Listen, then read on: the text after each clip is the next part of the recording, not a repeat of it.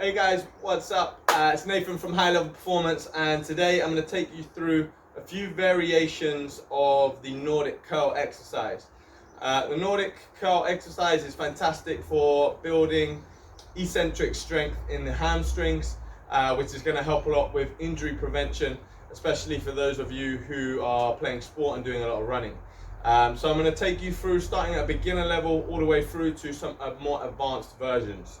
So the main thing that you're going to see, I've kind of got a makeshift here, I've got some weight, but you can either have someone holding down your feet, so you want to be nice and rigid, holding down kind of your ankle or just above the back of the shin, or you can try and lodge your heels underneath something just to hold you in place, okay? And that's important. That needs to be quite heavy, it needs to be strong enough to hold you, because you're going to be putting a lot of force driving back up into that as you try and control your body weight. Okay, so the first exercise, the first variation we're going to look at is very simple. I want to keep shoulders back, hands on hips. I don't want to push my hips backwards, okay? So key to this exercise, we want to try and keep our hips level. So when I'm in this position from here, I just hinge at the hip, come forwards, I don't push the hips backwards, okay? So you can even put hands on your butt to make sure you feel your hips don't go back too much. And then all we're going to work on from here is nice control. Try and get down, it might be there. You're going to then push back and then come back up again, okay? So this is our beginner level. Core tight. Get a little bit of a hinge, might only be there. Push the hips back, drive up. So that way we're just getting the eccentric loading part. We're not getting that pull back up phase yet. One more time. Might be getting, as you progress, you might get a little bit lower, so you might be getting down to somewhere like here, push back, and then we're going to drive up.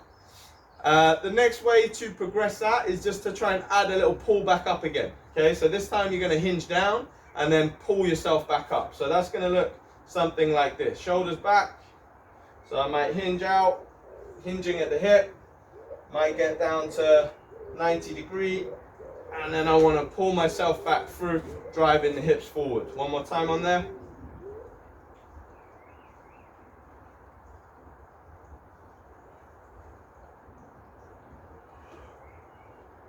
And there you go, okay?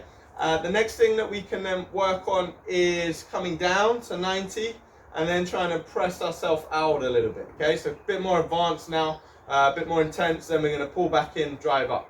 Okay, so this one's going to be a bit of a challenge for me, we'll see.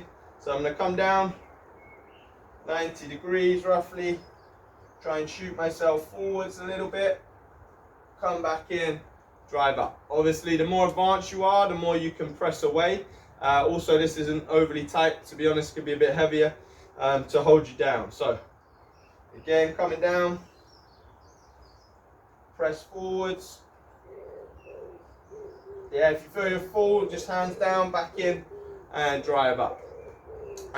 What you can also use for this, if you've got something in the gym, you can use bands to help pull you back up. If you're doing it on like a Nordic machine where you can actually come down and up, then you can use bands to help you. Okay, next progression we're going to look at is just doing a full all the way down, push up to drive back up. Okay, so from this position, in fact, we're going to take away the coming back up part. So you just work in, control it down, walk it back in and go down again. So core tight, make sure my feet are set.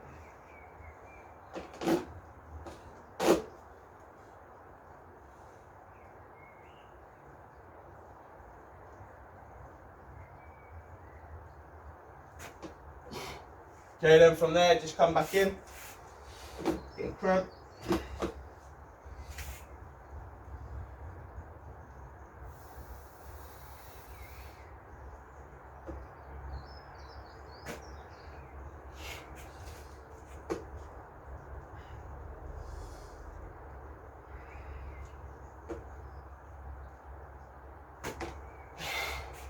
Okay, so you come all the way down and then we're going to walk it back in.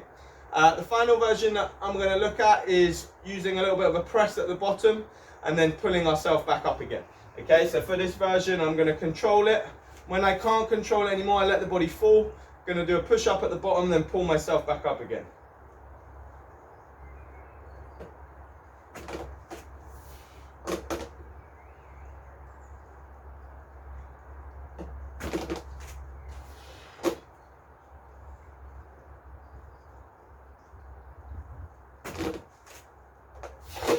Okay, so then we're getting a bit of eccentric loading on the way down, and then we're getting a bit of a pullback as well. Obviously, I'm not the most advanced person at these out there, but there's some very good progressions for you to work on. Make sure you master the beginner level before you progress up. Also, it's quite an intensive exercise. It's quite a lot of loading, so start with low repetitions and build up gradually. Hope you enjoyed the video tutorial.